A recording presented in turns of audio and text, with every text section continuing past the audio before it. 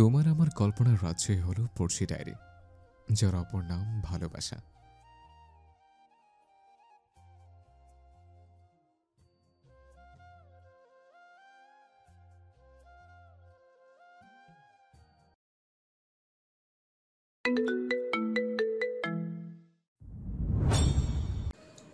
দেড়শোর অধিক ছাত্রছাত্রীদের সামনে মেইলি নরম হাতে শক্ত থাপ্পড় গালে পড়ার সাথে সাথে নিঃশব্দ হইচই সৃষ্টি হয় পুরো ক্যাম্পাস জুড়ে। কলেজে রাজনৈতিক ছাত্র ইউনিয়নের হেড মেজাজি যুবকের মুখোমুখি দাঁড়িয়ে আছে এক অষ্টাদশী যুবতী, যার চোখে মুখে চাপা ক্ষোভ, ঘৃণা, যুবকের প্রতি তীব্র রাগের বশে অবাঞ্ছিত ভাবে নেওয়া তার পদক্ষেপের কারণ কি? অ্যাম্বুলেন্সের তীব্র কটু শব্দে মুখরিত কোলাহলপূর্ণ সড়ক, লাল নীল আলো জ্বালিয়ে আশপাশের গাড়িকে বার্তা দিয়ে তাদের আকাঙ্ক্ষিত গাড়ির জন্য জায়গা দিতে, কিন্তু ব্যস্ত মানুষদের দল এতেও যেন বিরক্ত। হায় পৃথিবী! গাড়ির কালো ধোয়া মুখের সামনে থেকে হাত নাড়িয়ে সরিয়ে দিতে চায় সদ্য পদার্পণ করা অষ্টাদশী যুবতী। কাঁধে ঝোলানো ব্যাগ কিছুটা টেনে বুকের মাঝে হাত রেখে নিজেকে সামলে দোয়া পড়ে। ভালো কামনা করে সেই অ্যাম্বুলেন্সের মধ্যে থাকা অসুস্থ মানুষটির জন্য। এটা যুবতীর অভ্যাস বলা যায়। কারো সামান্য দুঃখ কষ্টে তার হৃদয় আহত হয়। একবার হাতে উঠে সময় দেখে, ইস, দেরি হয়ে গেছে ভীষণ। কলেজের প্রথম দিনেই দেরি যুবতীর হাঁটার তীব্রতা বাড়িয়ে দেয়। এরই মাঝে টোট ব্যাগের মধ্যে থাকা মুঠো ফোনটি বেজে উঠলে কপাল কুচকা যুবতী হাতে ফোন বের করে চোখের সামনে ধরে। স্ক্রিনে জলজল করছে লাউড স্পিকার। নামটা কানে ধরতেই ওপাশ থেকে ভেসে আসে মেইলি তড়িঘড়ি কণ্ঠ। যুবতী, সরি সরি সরি, বিশ্বাস করো অ্যালার্ম দিয়ে ঘুমিয়েছিলাম। সারা রাত এক্সাইটমেন্টের জন্য ঘুম ধরা দেয়নি চোখে। তারপর কখন ঘুমিয়েছি টের পাইনি একেবারেই। অ্যালার্ম, ফোনের আওয়াজ কিছুই শুনতে পাইনি আমি। রেগে বলে, তা কেন শুনবি? ঘুমাস তো হাতি ঘোড়া বেঁচে। চারজন একসাথে ফার্স্ট কলেজ অ্যাটেন্ড করার কথা ছিল। আর হচ্ছে কি, আমি রেডি, প্রায় বেরোচ্ছি। আরো দুইজনের খবর তুই জানিস? আচ্ছা বাই। কল কেটে দেয়। ব্যাগের মধ্যে পুনরায় ফোন রেখে ফুটপাত ধরে চলতে থাকে। মেজাজ আজ কিছুটা খারাপ হয়ে আছে যুবতী নারীটির। কলেজের প্রথম দিন নিয়ে তাদের নানান পরিকল্পনা বাস্তবায়ন হয়নি। অবশ্যই এতে যথাযথ কারণও আছে। আপা, একটা ফুল নাও, 10 টাকা মাত্র আপা।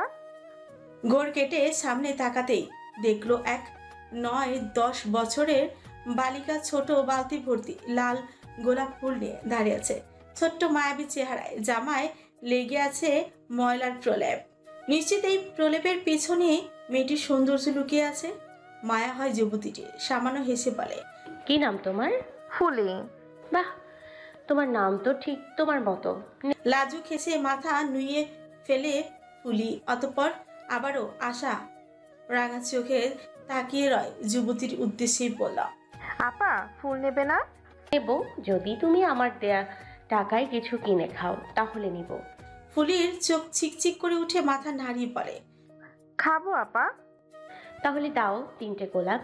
ফুলি উচ্ছ্বাস মনে বেছে বেছে সুন্দর থোকা 3টে লাল গোলাপ এগিয়ে দেয় যুবতীর দিকে। পরবর্তীতে নিজের মানিব্যাগ থেকে একটা 100 টাকার নোট বের করে ফুলির হাতে দিতেই মেয়েটি আনন্দে হয়রান হয়। পুরোটা? হ্যাঁ, পুরোটা তোমার। যুবতীর উত্তর শুনে ফুলি প্রফুল্লতার সাথে ধন্যবাদ জানিয়ে দৌড়ে চলে যায়। কিন্তু মুহূর্তেই ঘটলো এক লোমহর্ষকর করা ঘটনা। রাস্তার মাঝে বরাবর রক্তের স্রোত বয়ে গেল। লাল তাজা গোলাপ অবহেলায় ছড়িয়ে পড়ল সড়ক। যুবতী কেঁপে উঠল। বুকের ভেতর ছুটে গেল দমকা বাতাস। চোখে বড় বড় করে রাস্তায় তাকাতে রক্ত কণিকা ধপধপ করে উঠল। ভারী কি নিঃশ্বাস নিতে নিতে ছুটতে গিয়ে রাস্তায় বসে পড়ে যুবতী। কম্পনরত হাতে ফুলির রক্তে রঞ্জিত মাথায় হাত রেখে চেঁচিয়ে উঠে, ফুলি, ওঠো। আল্লাহ, এটা কি হয়ে গেল? কেউ হেল্প করুন প্লিজ, দয়া করুন, ওর কিছু হয়ে যাবে। চারিপাশে তাকে আহাজারি করলো যুবতী। চোখ থেকে জলধারা বয়ে চলল বাধাহীন।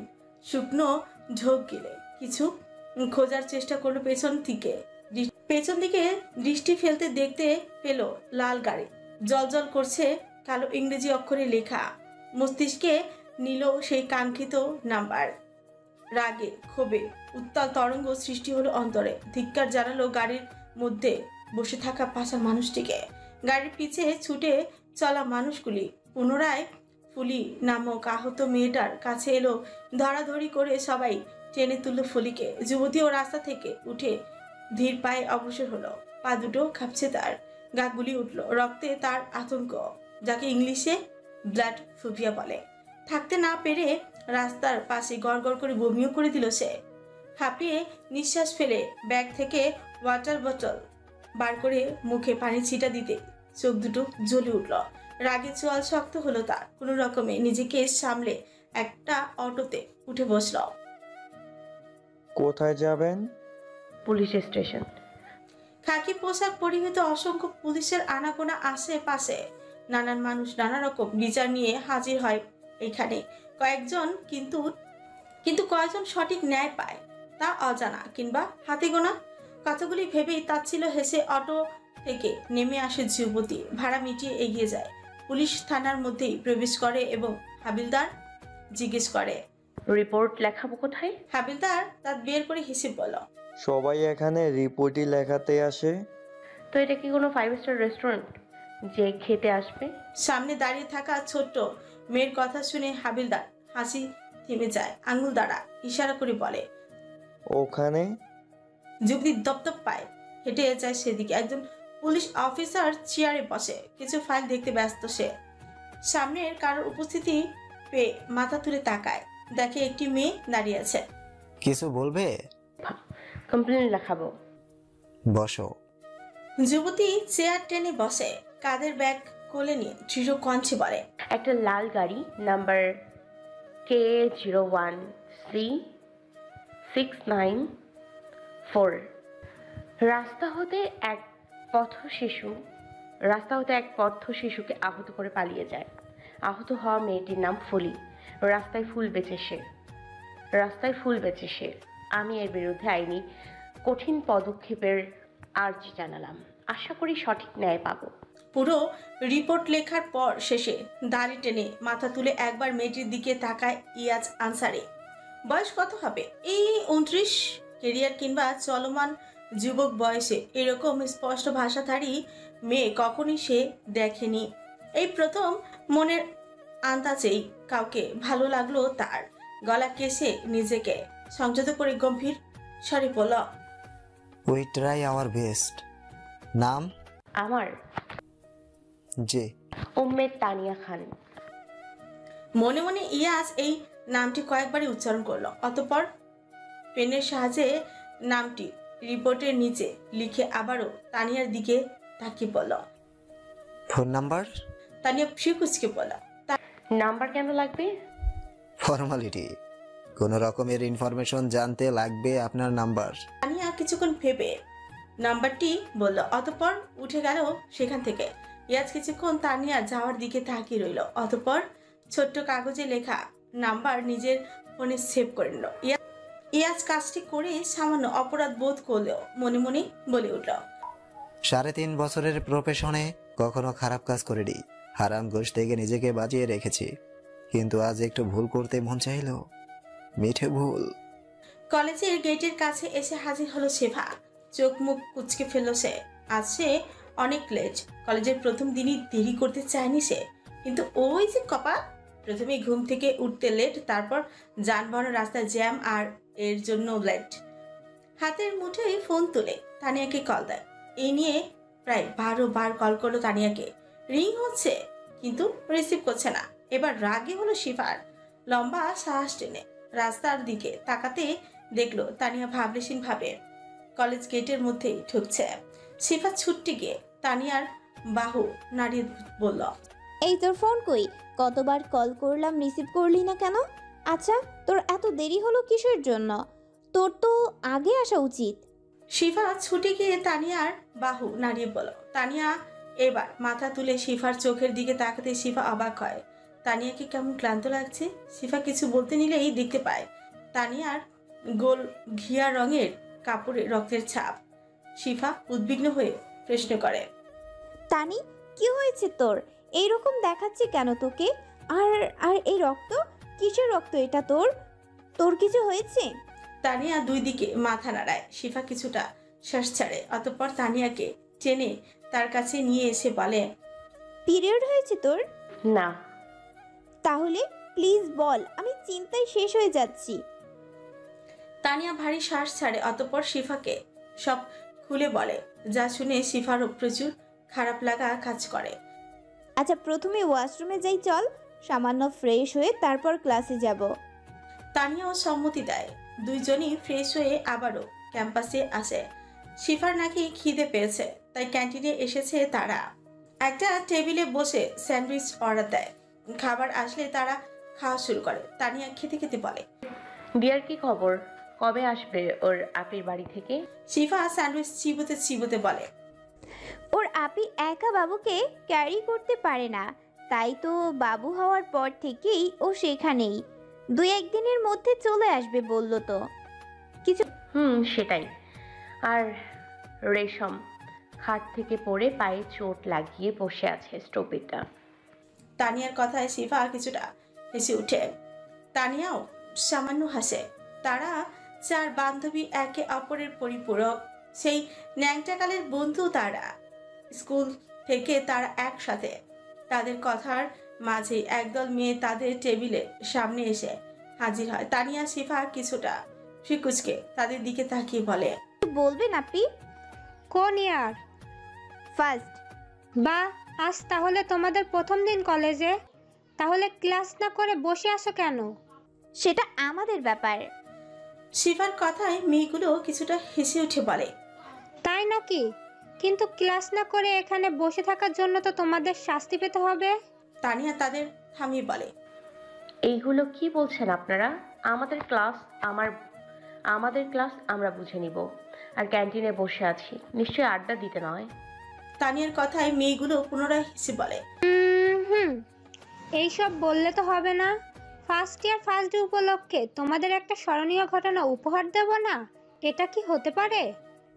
কি বলতে চান? শিফা ফিকুচকে প্রশ্ন করতে মেয়েগুলোর মধ্যে একজন বলে, আমাদের সাথে আসো। আমি? হ্যাঁ তুমি, কি নাম তোমার? শিফা হোসেন। তানিয়া কিছু বুঝে ওঠার আগেই তারা শিফাকে নিয়ে যায়। তানিয়াকে তাদের মধ্যে থেকে 2 জন পাহারা দেয়, যাতে তানিয়া শিফার পিছে না যায়। শিফাকে একটা রুমের সামনে এনে দাঁড় করায় তারা। অতঃপর শিফাকে কিছু একটা শিখিয়ে দিতে শিফার আত্মা শুকিয়ে যায়। বড় বড় চোখ করে তাদের দিকে তাকিয়ে বলে, না না আপি, এটা আমি পারবো না। আমাদের না বলার পরিণাম জানো? সোজা কলেজ থেকে আউট। তুমি কি চাও তোমার কলেজ জীবন শুরু হওয়ার আগেই শেষ হয়ে যাক? না। তাহলে ওটাই করো যেটা আমরা বললাম। কিন্তু শিফার কথা শেষ হওয়ার আগেই তাকে ঠেলে রুমে ঢুকিয়ে দিয়ে দরজা ভিড়িয়ে চলে যায় তারা। এদিকে শিফার ভেতর থেকে বাইরে পর্যন্ত কাঁপছে। চঞ্চল প্রকৃতির মেয়ে হলেও যথেষ্ট শালীন ভাবনার অধিকারী শিফা। কলেজের প্রথম দিনই এরকম একটা বিকট পরিস্থিতির সম্মুখীন হতে হবে জানা থাকলেও সে আজ আসতোই না। এখন সে এই যেই কাজ করতে চলেছে তা সে কখনোই করতো না যদি সেই অসভ্য মেয়েগুলি শিফাকে কলেজ ছাড়ার হুমকি না দিত। এতদিনের কষ্টের ফল এই কলেজে পড়া তার ইচ্ছে, তাই তো সবটা হজম করছে সে। শিফা কোনো রকমের চোখ খুলে সামনে তাকায়। তার ঠিক 6 হাত সামনে এক যুবক দাঁড়িয়ে আছে। পেছন ফিরে উচ্চতায় শিফার 2 গুণ হবে হয়তো। লম্বা প্রশস্ত দেহ, পরনে oversize shirt, denim pant. Cipher পাখি সমান অন্তর দুলে উঠল। শুকনো ঠোক চিপে বা টিপে টিপে এগিয়ে গেল সেথায়। কম্পনরত কঞ্চি বলল, শুনবেন? যুবকটি পিছন ফিরতেই শিফা করে বসে সেই বিশ্রীকাণ্ড।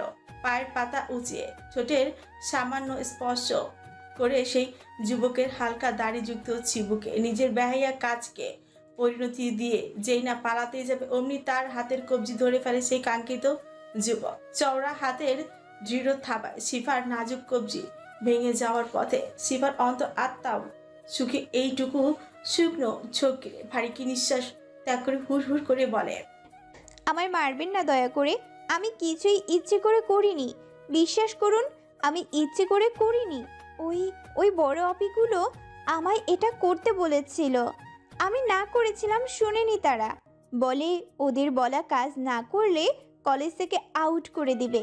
আমি সত্যি বলছি, মিথ্যা বললে আমার কান গরম হয়ে যায়। এক নিঃশ্বাসে কথাগুলি বলেই থামল শিফা। তার নাক টানার শব্দে পরিবেশ অশান্ত। এদিকে এতক্ষণ নারী কণ্ঠে বলা এই সমস্ত কথাগুলি শুনে আগুন সমান রাগ পানি হলো সেই কাঙ্ক্ষিত যুবকের। তার 28 বছরের জীবনের এই প্রথম কোনো কিছুর উপর আগ্রহ কাজ করলো, বিশেষ করে নারী বিষয়ক ব্যাপারে। তার সামনে দাঁড়িয়ে রীতিমতো কাঁপতে থাকা ছোট্ট এই মেয়ের প্রতি কৌতূহল সৃষ্টি হয়। নিজের দেহে কোনো মেয়ের সামান্য হাতের স্পর্শ সহ্য করতে না পারা যুবক আজ কারোর ঠোঁটের চুমুতে তবদা খেয়ে রইল। কিছুই করতে পারছে না সে। তার ভেতরের সত্তা খলবলি উঠল। আজ পুরুষ সত্তা তীব্র বিরোধিতা করছে, তার সাথে বেইমানি করছে। কঠিন ব্যক্তিত্ব যেন উবে গিয়ে হাজির হলো এক আলাদা অবয়বে। কি হলো তার আজ? কি ভেবে সে শিফার স্কার্ফের উপর থেকে তার কানে হাত রাখলো। এদিকে শিফা হতবাক। এবার নিজের পূর্ণ দৃষ্টি মেললেও সামনে যুবকের দিকে তাকাতে চোখ দুটো মার্বেল হয়ে গেল। গোল গোল নিগুড় আঁখি, গমের রং বিশিষ্ট গায়ের রং, খোঁচা দাড়ি, সুঠাম স্বাস্থ্য, বিশাল দেহ। শিফা রীতিমতো ঘামছে। ভীতু নজরে তাকিয়ে আছে তার সামনে দাঁড়িয়ে থাকা মানবটির দিকে। তার ভীতি বাড়িয়ে দেওয়ার জন্য সেই মানবের কিছু বাক্যই যথেষ্ট ছিল। এই গানটা ছেড়ে দাও আমায়, ধরে দেখি গরম নাকি ঠান্ডা। কথাটা শোনার সাথে সাথে শিফা যেন হুঁশ হারায়। বড় বড় দুই চোখের আকারে ধীরে ধীরে বুঝে আসে। শরীর ছেড়ে পড়ে যাওয়ার আগেই তাকে আগলে নেয় লম্বা মানব হাত। শিফার মুখের দিকে তাকিয়ে তাচ্ছিল হেসেই বলল, ভীতু হামিংবার্ড, এইটুকু দেহ নিয়ে হাতের কানে সুরসুর দিতে এসছো? তুমি তো ফেসেছো মেয়ে। আগলে তুলে নিল কলিপ ফিকুচকে। নিজের দিকে তাকাতে সেই যুবক অচেতন শিফার মুখের দিকে তাকিয়ে বিড়বিড় করে আওড়ায়, আরিশ শাহরিয়ার, যে পিচ্ছিল সড়কের আশেপাশে যেতেও নাক সিটকাতিস, সে সড়কের মাঝে বরাবর দাঁড়িয়ে এখন তুই। Like seriously? আরিশের চোখে মুখে ফুটে উঠল এক অদ্ভুত ভাব, যেরকম ভাব ফুটে উঠে খেলার মাঠে। সামনে বিরোধী দল, সেই দলের চ্যালেঞ্জ গ্রহণ করে নিজের সর্বোচ্চ উত্তেজনার সাথে ম্যাচ জিতে যাওয়ার। এখন যেন সে নিজেকে চ্যালেঞ্জ করলো, জিতলে এই ভীতু হার্মিপাট তার, আর যদি হেরে যায় তাহলে কেড়ে নিবে। তানিয়ার আগে অগ্নিশর্মা হয়ে উঠেছে। মেয়েগুলি তাকে ঘিরে রেখেছে মাছের মতন। চেয়ার ছেড়ে উঠতে পর্যন্ত দিচ্ছে না। এদিকে সে চিন্তায় শেষ। শিফা সেই যে গেছে, এখনো এলো না। বাড়ি কি নিঃশ্বাস ফেলে শটান দাঁড়িয়ে কঠিন গলায় বলল, এইবার বাড়াবাড়ি হচ্ছে, সামনে থেকে সরুন। মেয়েগুলি টিসকণ্ঠে বলে, বাবা, মেয়ের তো বেশ রাগ। তো খুকুমনি না সরলে কি করবে? প্রিন্সিপাল স্যারের কাছে কমপ্লেন। তানিয়ার রুক্ষ কণ্ঠে মেয়েগুলি কিছুটা হলে ভরকে যায়, ঘাবড়ে যায়, কিন্তু বুঝতে দেয় না। তানিয়া টেবিলে রাখা নিজের আর শিফার ব্যাগ হাতে তুলে পাশের চেয়ারে ধাক্কা দিয়ে শরীর হন হন করে হেঁটে এগিয়ে যায় সামনের দিকে। তার বুকটা ধুকপুক করছে। তার বান্ধবীকে সে চেনে, বড় বড় কথা বলে ঠিকই, কিন্তু ভিতর শেষ মেয়েটা। সামান্য পোকামাকড়ে ভয় পেয়ে দ্য ইউনুস পড়তে শুরু করে দেয় মেয়েটা। পুকুরে তার ফোবিয়া, একা থাকতে পারে না। তানিয়া নিজেও যে প্রচুর সাহসী তা না হলেও শিফার থেকে তার ব্যক্তিত্ব অনেকটাই আলাদা। ক্যাম্পাসের সামনে এসে দাঁড়িয়ে এদিক সেদিক তাকায় তানিয়া। শিফার অস্তিত্ব নেই আশেপাশে।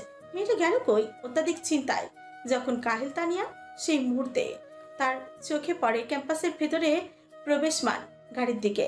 গাড়িটা তার দেখার সাথে সাথেই তানিয়া রাগ তীর করে বাড়তে শুরু করে। কিছু মুহূর্ত পরেই গাড়ি থেকে বেরিয়ে আসে এক সুদর্শন যুবক। পরনে তার সাদা পাঞ্জাবি, ডেনিম প্যান্ট যা টাকনুর উপর পর্যন্ত গোটানো, চোখে সানগ্লাস অত্যন্ত স্টাইলের সাথে খুলে পাঞ্জাবির পকেটে আটকে রাখে। কানের ধরা ফোন অন্য কানে নিতে নিতে গাড়ির দরজা বন্ধ করেছে। তার পোশাক এবং আচরণে এটা নিশ্চিত যে যুবকটা খুবই অভিজাত বাড়ির ছেলে। কথাটি ভেবে তানের নাক ছিটকায়।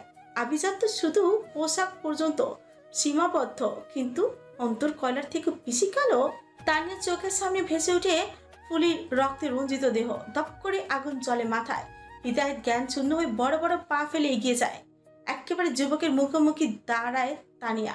যুবকটি ফোনে কথা বলতে বলতে তানিয়ার দিকে পূর্ণ দৃষ্টি মেলে তাকায়। প্রিয় কুচকে ঘোলাটে মনির চোখ ছোট ছোট করে কিছু বুঝে ওঠার আগেই তার শুভ্র গালে নরম হাতের দৃঢ় থাপ্পড়ি পড়ে। ঠাস!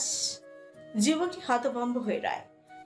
অনাকাঙ্ক্ষিত এই ঘটনা তার মস্তিষ্কে ঠাউর করতে বেশ সময় লাগে। এরই মধ্যে শোনা যায় সামনে দাঁড়িয়ে থাকা গোল জামা পরা মেয়ের নিষ্ঠুর শক্ত কণ্ঠস্বর। হাতে গাড়ি পেলে নিজেকে পাইলট মনে করেন, তাই না? রাস্তাটাকে আকাশ ভেবে নিজের গাড়ি নামক হেলিকপ্টার উড়িয়ে নিয়ে যান। রাস্তার মানুষকে তখন মানুষ বলে মনে হয় না। কি ভাবেন আপনি নিজেকে? বড়লোক বাপের উচ্ছন্নে যাওয়ার সন্তান। আপনাদের মতো মানুষদের শুলে চড়ানো উচিত। ক্রাইম করে পালিয়ে যাওয়া এক ক্রিমিনাল আপনি। অ্যাক্সিডেন্ট করে তো পালিয়ে গেলেন। একবারও পেছনে তাকিয়ে দেখার চেষ্টা করেছেন যে যাকে আপনি আঘাত করে পালিয়ে যাচ্ছেন তার অবস্থাটা কেমন?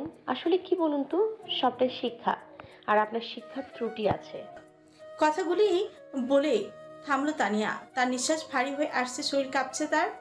এত রাগ তার কখনো হয়নি, এরকম সাহসে কোনো কালেই দেখা যায়নি।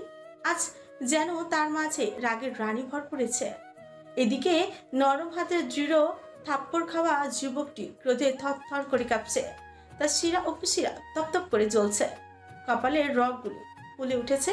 চোয়াল শক্ত করে নিজের চোখে আগুন দ্বারা ভস্ম করছে সামনে দাঁড়িয়ে থাকা অষ্টাদশী যুবতীকে।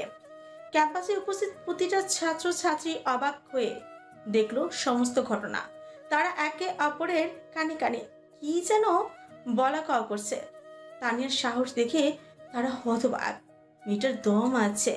কলেজ রাজনৈতিক ছাত্র ইউনিয়নের হেড তাহসিন আহমেদ বুখারী স্বভাবে রুক্ষ একরোখা, নিজের রূপে রমণীদের চক্ষু শীতল করেও স্বভাবে রুক্ষতার জন্য অনেকেই তাকে এড়িয়ে চলে আর ছেলেরা ভয়ে থাকে। তাহসিন আহমেদ বুখারী মেজাজি বটে, কখন কি করে বসে তার ঠিক নেই। এখন যেমন ক্যাম্পাসে দাঁড়িয়ে থাকা সমস্ত ছাত্র ছাত্রীদের কৌতূহল হচ্ছে তাহসিন আহমেদ বুখারীর পদক্ষেপ কি হবে এই রমণীর প্রতি। এই মেয়েটার তার সম্মানে আঘাত করেছে। যে ছেলে নিজের কথা খেলাপি পছন্দই করে না, সেখানে তার সম্মানে আঘাতকারী মানুষের সাথে তার ব্যবহার কি রূপ হবে তা দেখার জন্য যেন উৎসাহিত সকলের চক্ষু দেয়।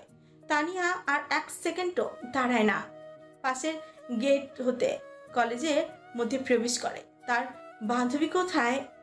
শিফার চোখে মুখে পানির সামান্য ছিটা পড়তে মিটমিট করে চোখ খুলে তাকালো সে। নিজেকে অচেনা জায়গায় দেখে ঘাবড়িয়ে গেল। হুড়মুড় করে শোয়া থেকে উঠে বসে সামনে তাকাতে দেখলো একজন পুরুষ ঠিক তার সামনে চেয়ার টেনে বসে। শিফা শিউরে উঠল, কাপা কাপা কণ্ঠে বলল, কে আপনি? আমি কোথায়? আরিস সামান্য হেসে শিফার সামনে ঝুঁকে বলল, তোমার বাপের এখনো না হওয়া জামাই আমি।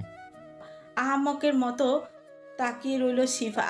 তার মাথায় কিছুই ঠুকলো না। অতঃপর মস্তিষ্ক সচল হলো, মনে পড়লো কিছুক্ষণ আগের ঘটনা। ভয় আত্মা শুকিয়ে গেল মুহূর্তেই।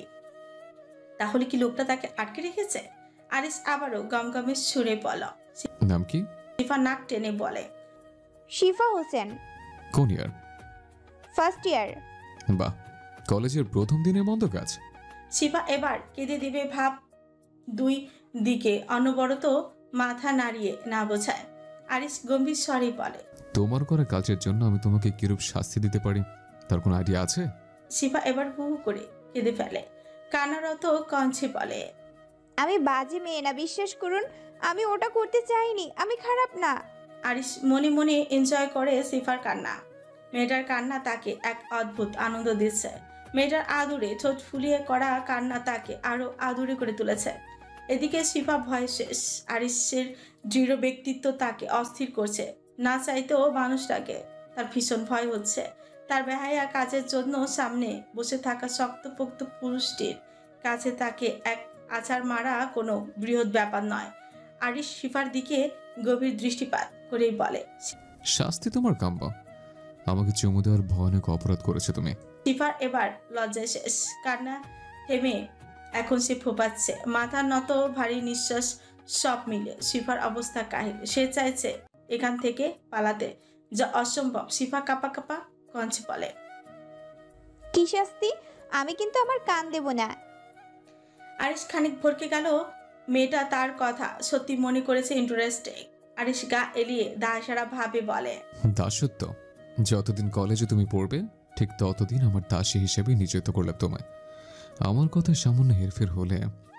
শিফার এবার মাথা তুলে তাকায়, শুকনো চোখ গিলে মৃদু স্বরে বলল, হেরফের হলে কি করবেন? চুমু কি তুমি একাই দিতে জানো? শিফা আটকে উঠে দু হাত দিয়ে নিজের ওড়না খামচে ধরে আরিশের কথা সারমর্ম বুঝতে পেরে চোখের কোটর থেকে বেরিয়ে আসার উপক্রম। আরিশ চেয়ার ছেড়ে উঠে দাঁড়ায়, রুমের মাঝে থাকা টেবিল হতে একটা বই হাতে তুলে নেয়। শিফার দিকে না তাকিয়ে বলে, চলে যাও। জি। শিফা যেন এই আশায় ছিল। সে দৌড়ে রুম থেকে বেরিয়ে যায়।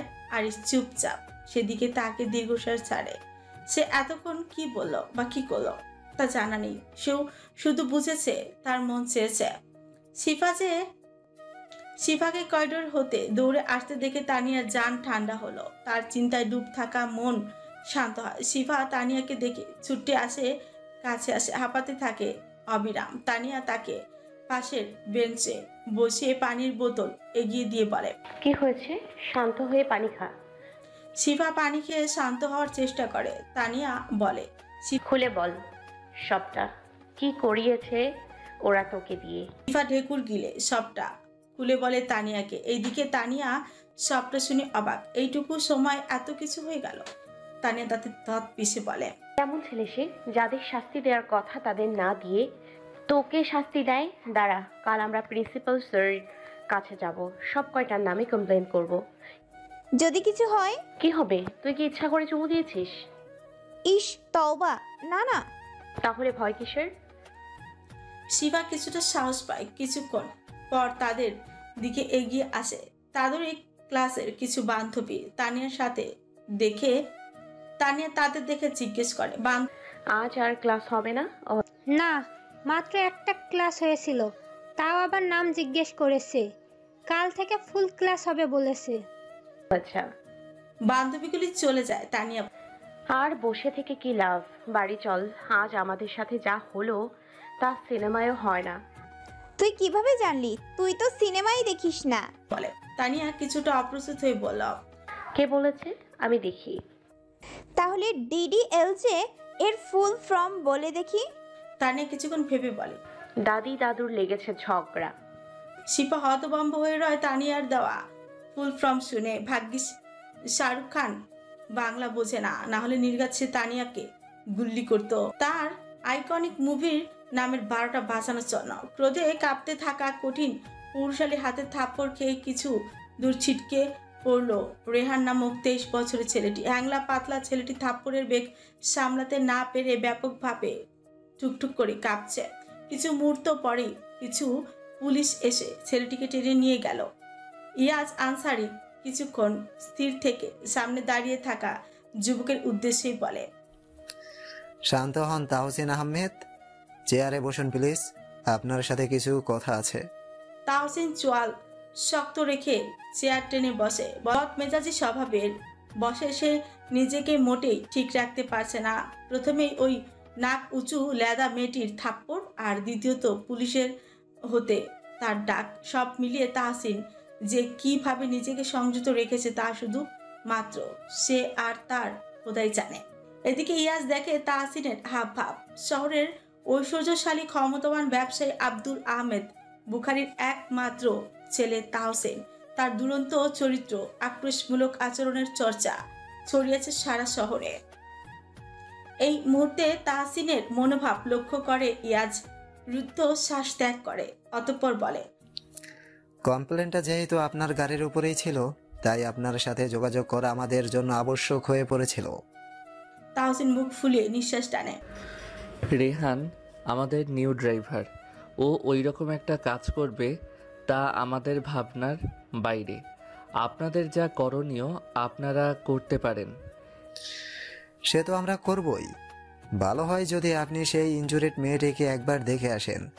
মিডিয়াতে খবরটি লিক হলে অসুবিধা আপনাদেরই। তাহসিন কিছুক্ষণ চুপ থেকে ভারী কণ্ঠে বলে ওঠে, কে কমপ্লেন করেছে? ইয়াজ এসে বলে।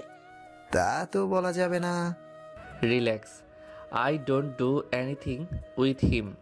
আমি শুধুই নামটা জানতে চাইছি। ইয়াজ না চাইতেও বলে। হিম নাহার, উম্মে তানিয়া খান। তাহসিন মাথা নাড়িয়ে বেরিয়ে যায় থানা থেকে। আজ তার জীবনে সেটাই হলো যেটা কখনো হয়নি। যে পুলিশদের সে ছোটবেলা থেকে তার বাবার আশেপাশে ঘুরঘুর করতে দেখেছে, সেই পুলিশের ডাকে আজ তাকে সাড়া দিতে হলো। না, আজ তার গাড়ি খারাপ হতো না, সেই গাড়ি রেহান ঠিক করতে নিয়ে যেত, আর না এত বড় কাণ্ড হতো। তাহসিন তার বাম গালে আঙুল ছুঁয়ে কিরমির করে উঠে। থাপ্পড় কথা স্মরণে আয়োজিত হতেই চোখ বন্ধ করে ফেলে। প্রচুর বড় দুঃসাহসিকতা দেখিয়েছ পাষাণ কুমারী। এর মাসুল গুনতে হবে তোমায়, কঠিন মাসুল। রাতের আধারের বুক চিরে থালার মতো চাঁদ নিজের আধিপত্য বিস্তার করে আছে। শুদ্ধ বাতাসে বিষাক্ত ধোঁয়া ছাড়তে ব্যস্ত তাহসিন। এই নিয়ে 3টে সিগারেট শেষ করলো সে। তার বুক পুড়ছে, নিঃশ্বাসের জায়গায় যেন আগুনের হালকা বেরোচ্ছে। থাপ্পড়টা তার গালে না লেগেছে সোজা সম্মানে, মস্তিষ্কে বারবার রিটেলিকাস্ট হচ্ছে এই দৃশ্য। তাহসিন পারে তো সব নাস্তানাবুদ করে নিজের রাগ মেটায়। মেয়েটার জায়গায় যদি কোনো ছেলে হতো এতক্ষণে তাকে হাসপাতালের বিছানায় পাওয়া যেত। আজ শুধু মেয়ে বলে তাহসিন চুপ আছে। চল শক্ত রেখে 4 নম্বর সিগারেট ঠোঁটের মাঝে চেপে ধরতে কেউ সেই সিগারেট টেনে ছাদে হতে নিচে ফেলে দেয়। থাপ্পড় খেয়েছিস গালে, কলেজে ভুনা করছিস কেন? তাহসিন রক্তিম চোখে পাশে তাকিয়ে বলে। আর মজা নিচ্ছি সারিস? গাছরা ভাবে বলে। মোটেও না, আমি শুধু মেয়েটার কথা ভাবছি। জানো নেই চেনা নেই একটা ছেলের গালে থাপ্পড় মারে, সাহস আছে বলতে হবে। এরকম একটা সাহসী মেয়ে তুই ডিজার্ভ করিস। উঠতে বসতে যখন থাপ্পড় খাবি বুঝবি তখন what I am feel right now. না, আমার জন্য ভীতু মেয়ে যথেষ্ট। আরিশ কথাটি বলে আকাশের দিকে তাকায়। এইদিকে তাহসিন চেয়ার ছেড়ে উঠে রেলিং ঘেঁষে দাঁড়ালো। আরিশ সেদিকে তাকে গমগমে সুরে বলে। কি ভাবছিস? তাহসিন কঠিন কণ্ঠে বলে। আমি মেয়েটাকে খুন করবো আরিশ। আরিশ নিজের হাতে থাকা সফট ড্রিঙ্কসের ক্যান টেবিলের উপর রেখে বন্ধুর পাশে গিয়ে দাঁড়ায়। দুই বন্ধুর স্বভাবে ভিন্নতা হলেও রয়েছে অগাধ সাদৃশ্য। আরিশ তেজি, চতুর, বুদ্ধিসম্পন্ন ছেলে। রাগী ভাব প্রকাশ করে। সময় সাপেক্ষে কাকতালীয় বিষয় এই যে দুইজনের জন্ম তারিখ এবং বছর দুটোই একই। বয়স, মেধা কিংবা হাইটও তারা কাঁধে কাঁধে। সেই যে ক্লাস 1-এ তারা হ্যান্ডশেক করে বন্ধুত্ব করেছিল, সেই বন্ধুত্ব বজায় রয়েছে এখনো, আর সব সময় থাকবে। জানে জিগার দোস্ত একে অপরের মনোভাব বেশ উপলব্ধি করতে পারে। এখন যেমন আরিশ বুঝতে পারছে তাহসিনের অনুভূতি। জেলে যাবি, ফাঁসিও হতে পারে। তাহসিন এবার জ্বলন্ত চোখে বন্ধুর দিকে তাকায়, যেন আরিশকে কাঁচা চিবিয়ে খাবে। আরিশ ভয় পাওয়ার ভান ধরে বলে। এইভাবে তাকালে তো ভয় শেষ হয়ে যাবো তাহসিন। আরিশ কিছুটা থেমে আবারও বলে। শোন, মাথা গরম করে কোনো লাভ হবে না। মেয়েটাকে খুন করলেও তোর সম্মানে লাগা আচর মুছে যাবে না। ঠান্ডা মাথায় ভাব কি করা উচিত। এমন কিছু করবি না যাতে করে আঙ্কেলের রেপুটেশন নষ্ট হয়। তাহসিন শুধু ফুঁসতে থাকে। তার রেলিংয়ে রাখা হাত সর্বশক্তি দিয়ে চেপে ধরে। রাগে অগ্নিশর্মা হয়ে কিরমির করে বলে। How dare she slap me. আমার বাবা মা যেখানে আমার দিকে কড়া দৃষ্টিতে তাকায়নি, সেখানে ওই 2 টাকার মেয়ে আমায়, জানিস, আমায় ক্রিমিনাল বলেছে। আমার শিক্ষা নিয়ে কথা তুলেছে। তাহসিন আর কিছু বলে না। আরিশ তাহসিনের কাঁধে হাত রেখে শান্ত করতে চায়। এরই মধ্যে ছাদে হন্তদন্ত হয়ে হাজির হয় এক ছেলে। বুকে হাত রেখে আপাতে আপাতে বলে। ভাই, মেয়েটার নাম উম্মে তানিয়া খান, তোমাদেরই কলেজের প্রথম বর্ষের ছাত্রী, ডিপার্টমেন্ট জিওগ্রাফি। মেয়েটার বাবা ইয়াসিন খান আমাদেরই এই এলাকার ব্রাঞ্চের সাধারণ এমপ্লয়ি। এক ভাই, মা বাবা নিয়ে মেয়েটির পরিবার। স্বভাবে নরম, ভালো মেয়ে। কিন্তু আরিশ বলে। কিন্তু কি শামীম? মেয়েটা নরম থেকে গরম হলো কি করে সেটাই তো বুঝতে পারছি না। এইবার তাহসিন চেঁচিয়ে ওঠে। মেয়েটাকে কি আমি বিয়ে করব যে তুই তার ভালো মন্দ বলছিস আমায়? ইডিয়েট। মেয়েটার কাছে আমি সরি শুনতে চাই, ব্যাস। শামীম ঢেকুর গেলে সম্পর্কে সে তাহসিনের আপন চাচাতো ভাই। 1.5 বছরের ছোট সে তাহসিনের থেকে। জীবনযাত্রা বড়ই খাপছাড়া তার উদ্দেশ্য। উদ্দেশ্যহীন জীবনে বাবা চাচার অগাধ সম্পত্তি এবং টাকা পয়সা নিয়ে ফুর্তিতে জীবন কাটে শামীম। তার প্রেম প্রেম কথার জালে জড়িয়ে কত রমণী নিজের মন ভেঙে বসে আছে শামীমের কথা। যখন কখনো কারোর মায়া জড়াবে সেদিন থেকে তার জীবনযাত্রার পরিবর্তন ঘটাবে। শামীম তাহসিনের কথার পিছে বলে। শুধুই সরি। তাদের কথার মাঝে ছাদে এসে উপস্থিত হয় আব্দুল আহমেদ বুখারী। ছেলের দিকে তাকিয়ে বলে, ওর বাপকে আমি চাকরি থেকে বরখাস্ত করব আব্বু। এইবার তাহসিনের ঠোঁটের কোণে ফুটে উঠল এক অদ্ভুত হাসি। সে দুই পকেটে হাত ঢুকিয়ে টান টান হয়ে দাঁড়ায়, বলে, না আব্বু, তোমার কিছুই করতে হবে না, যা করার আমি করব। সকালের মিষ্টি রোদে পুড়ে ধরনী যখন জেগে উঠেছে তখন শামীম বিছানায় নিজের পিঠ চাকায়। সারা রাত 32 নাম্বার জিএফ এর সাথে কথা বলে সে প্রচুর ক্লান্ত। মেয়েটা প্রচুর ভোগাচ্ছে শামীমকে। কেমন নিব্বি নিব্বি কথা মেয়েটা। শামীম বেশ বিরক্ত মেয়েটাকে নিয়ে। পেছন ছাড়াতে হবে। এমনিতেও শামীম একটা জিএফ এক সপ্তাহ বেশি রাখে না। এই মেয়েটার সাথে সে 12 দিন কাটিয়ে ফেলেছে। আর নেওয়া যাচ্ছে না। আজ রাতে কথা বলতে বলতে শামীমের যখন খুব প্রস্তাবের চাপ পায় তখন সে তার জিএফ এর উদ্দেশ্যে বলে, বেবি ওয়াশরুমে যাব, এসে কল করছি।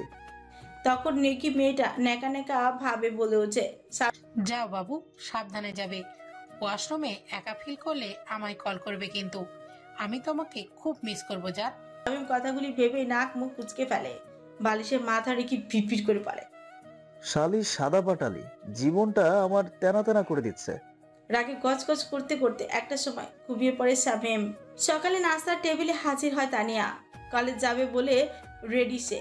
ব্যাগ টেবিলে রেখে ইয়াসিন খানের পাশে বসে। মেয়েকে দেখে তিনি বৃহৎ হাসি দিয়ে বলে, রেডি দেখছি তোমায়, কলেজ যাবে? হ্যাঁ আব্বু। তো কাল ছিল প্রথম দিন, কেমন কাটলো? তানিয়া বিষম খায়। সামান্য কেসে উঠলো। ইয়াসিন খান ব্যস্ত হয়ে পানি দেয়। তানিয়া কালকের কথা চিন্তা করতে দীর্ঘশ্বাস ছাড়ে, কোনো রকম উচ্চারিত করে, ভালো আব্বু।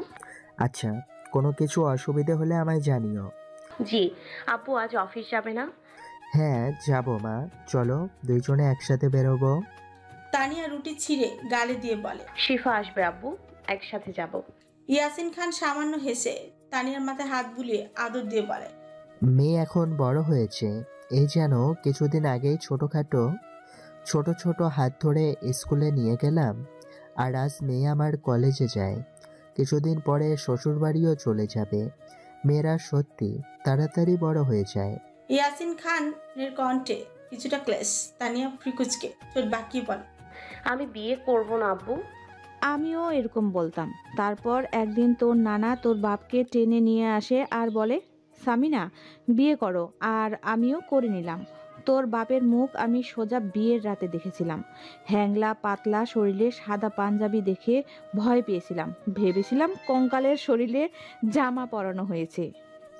আর তারপর বলো, তারপর তোমার ভালোবাসা পেয়ে আমি মোটা হয়ে গেলাম। মেয়ে আছে ভুলে গেলে? তুমিও তো ভুলে গিয়ে আমাদের বিয়ের ডিটেলস বললে। তার বেলায় এতক্ষণে রান্নাঘর থেকে বেরিয়ে আসা তানিয়ার মা সামিনা খান স্বামীর কথায় সামান্য লজ্জা পেয়েই তিনি তাই লজ্জা লুকানোর জন্য চোখে মুখে সামান্য রাগ ফুটিয়ে তোলার চেষ্টা করেন। শাড়ির আঁচল দ্বারা ঘামার্ত মুখ মুছে টেবিলে বসে থাকা বাপ মেয়ের দিকে তাকিয়ে বলে, খাওয়ার সময় এত কথা কিসের? আর তুই কি বলছিস, বিয়ে করবি না? তানিয়া অকপচি বলে, না।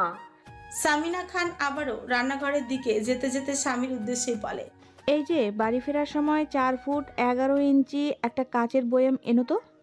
তানিয়া এবং ইয়াসিন খান দুইজনই হতবাক হয়ে গেল। এত বড় বয়াম কি করবেন তিনি? ইয়াসিন খান ফ্রিকুচকে অবাক স্বরে স্ত্রীর উদ্দেশ্যে বলে, এত বড় কাচের বয়াম কি করবে তুমি? তানিয়ার মা রান্নাঘর হতে সামান্য চিল্লিয়ে বলে, ও মা, শুনলে না তোমার মেয়ে কি বললো, বিয়ে করবে না, তাই সারা জীবনের মতো তাকে আমি আচার দেব, তার জন্য এত বড় বয়াম তো লাগবেই। তানিয়া গাল হা করে শোনে তার মায়ের কথা। এদিকে ইয়াসিন খান হু হু করে হেসে উঠল আপন সহধর্মিনীর কথায়। বউ পেয়েছে তিনি ভাগ্য করে। তানিয়া দ্রুত খাওয়া শেষ করে বেরিয়ে যায় কলেজের জন্য। কলেজ জীবনের প্রথম পরপর 2টো ক্লাস করে বেশ ক্লান্ত তানিয়া আর সিফা। অনেক এনজয় করে তারা, সাথে মিস করে তাদের দুই বান্ধবীকেও। খুব দ্রুত তারা 4 জন একসাথে কলেজে আসবে এবং প্রচুর মজা করবে। তারা উপভোগ করবে কলেজ জীবন। ক্লাস শেষে তানিয়া আর শিফা দুজনই বেরিয়ে আসে। এইদিকে শিফা বেশ ভয় আছে। ক্লাসরুম শেষ বেরিয়ে সচেতন নজরে আশেপাশে দেখে সে, যেন খুবই গুরুত্বপূর্ণ কাউকে খুঁজছে, না হলে কাউকে দেখে এড়িয়ে চলতে চাইছে। তানিয়া তা লক্ষ্য করেই বলে, ওই সেমরি, ওইভাবে কি দেখছিস? মনে হচ্ছে তুই চুরি করতে এসে ধরা খেয়েছিস। শিফা ঠোঁটে কামড়িয়ে মুখটা কাচুমাচু করে বলল,